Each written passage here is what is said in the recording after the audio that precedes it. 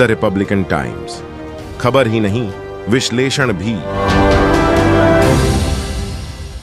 हिमाचल प्रदेश की राजधानी संजौली की एक नाई की दुकान में बाल काटने को लेकर युवकों में हुई बहस और फिर उसके बाद हुई मारपीट के मामले को फिरकावाराना रंग देकर नफरत की चिंगारी को शोला बना दिया गया है।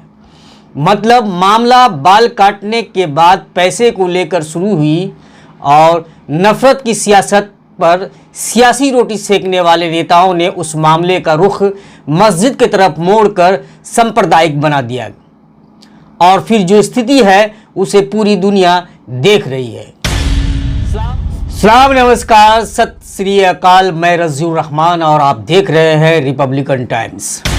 हिमाचल प्रदेश की राजधानी संजौली स्थित एक मस्जिद में अतिरिक्त निर्माण के बाद हिंदू संगठन के द्वारा पिछले कई दिनों से पूरी मस्जिद के खिलाफ जमकर बवाल किया जा रहा है। हिंदू संगठन मस्जिद को गिराने के इरादे से संजौली में मस्जिद के पास जमा हो रहे हैं और सरकार पर दबाव बनाने की कोशिश कर रहे हैं।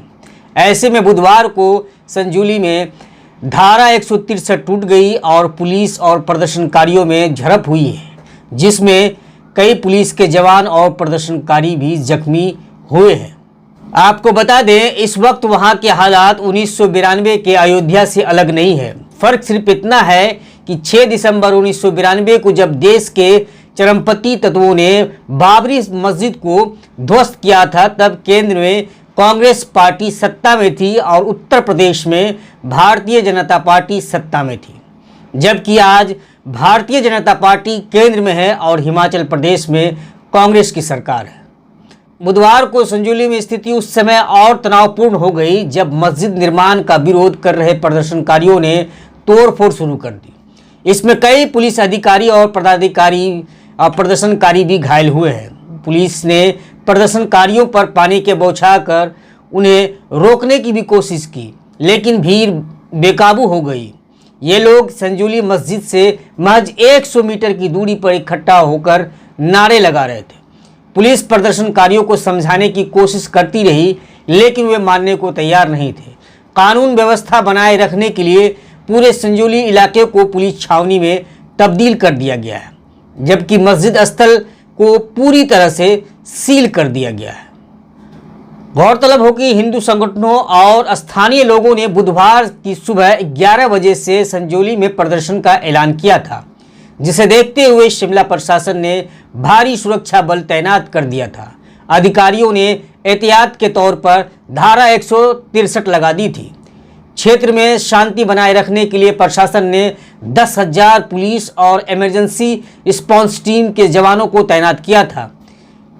किसी भी दंगाई को शहर में प्रवेश करने से रोकने के लिए शहर के सभी प्रवेश द्वारों पर अवरोधक लगा दिए गए थे। इसके अलावा सभी प्रदर्शनों, जुलूसों और विरोध प्रदर्शनों पर प्रतिबंध लगा दिया गया था।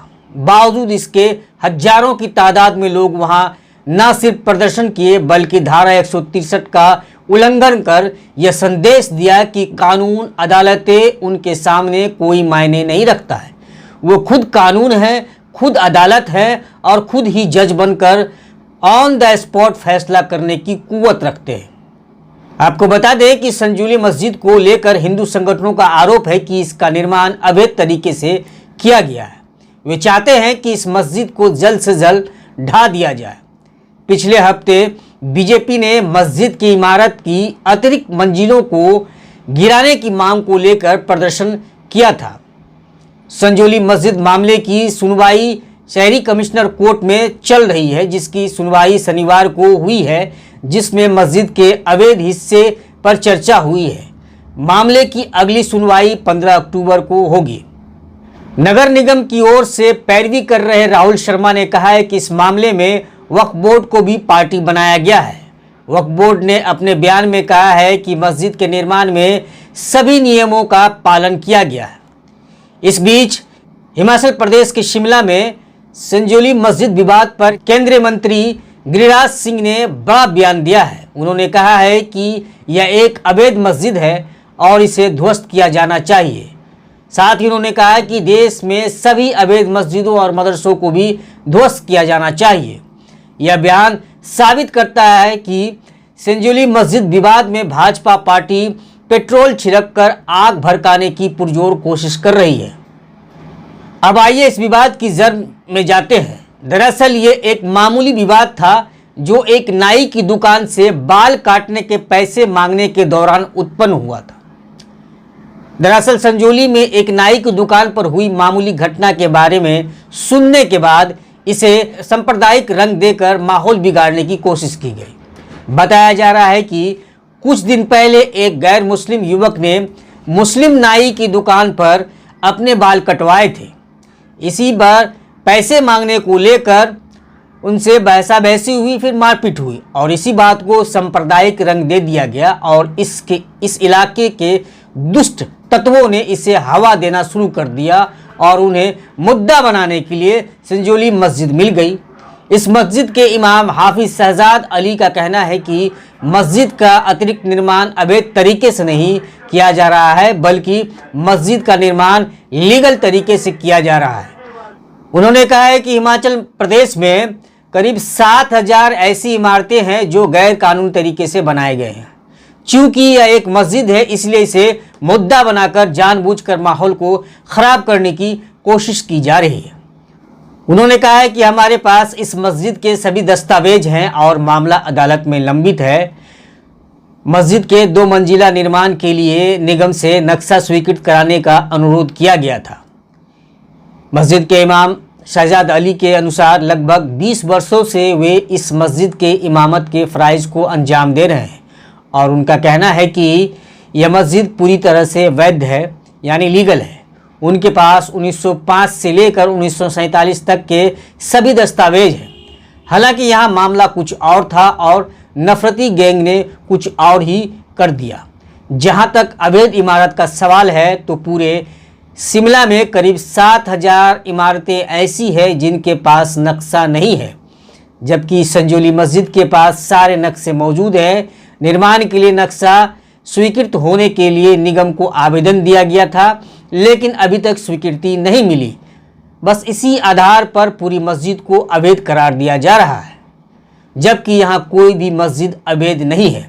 जानबूझकर मामले को तुल दिया जा रहा है। मामला संजौली मस्जिद का नहीं बल्कि नाई की दुकान पर बाल काटने का था। इसी बीच एक और बड़ा खुलासा हुआ है कि हिमाचल प्रदेश के शिमला शहर में अवैध निर्माण से संबंधित 1400 मामले सुनवाई के लिए लंबित है, लेकिन इसमें सिर्फ एक मुद्दा को तुल दिया गया है क्योंकि वह एक मस्जिद का मुद्दा है, वह मुसलमानों से जुड़ा मामला है। ज़रा सोचिए, नफरती सोच के लोगों की मानसिकता का स्तर किस हद तक गिर गया है। खैर, जिस तरह एक नाई की दुकान में हुई मारपीट की घटना को सांप्रदायिक रंग देकर कानून और अदालत को ठेंगा दिखाया जा रहा है, यह मंजर 1992 की बाबरी मस्जिद सनहा के जख्म को ताज़ा कर रहा है। ठीक उसी तरह भीड़ मस्जिद के पास पहुंचने की कोशिश कर रही है और शासन प्रशासन सहित अदालत पर दबाव बनाने की कोशिश कर रही है। उधर निगम भी मस्जिद का नक्शा पास करने में मानो सही समय का इंतजार कर रहे और शायद आस्था का एंगल की तलाश में तारीख पर तारीख दिया जा रहा है और जिस दिन उसे कोई उचित एंगल मिल जाएगा उस दिन फैसला सुना दिया जाएगा कि मस्जिद अवैध है और फिर मस्जिद को पूरी तरह से गिराने का सरकारी फरमान जारी हो जाएगा और यह कोई बड़ी बात नहीं है। बहरहाल अभी यह मामला काफ़ी तूल पकड़ा हुआ है। आगे इस मामले में क्या होगा वो तो आने वाला समय ही बताएगा, लेकिन इतना तो तय है कि नफरती गैंग की यह बौखलाहट देश को तबाह और बर्बाद कर ही छोड़ेगी। धन्यवाद।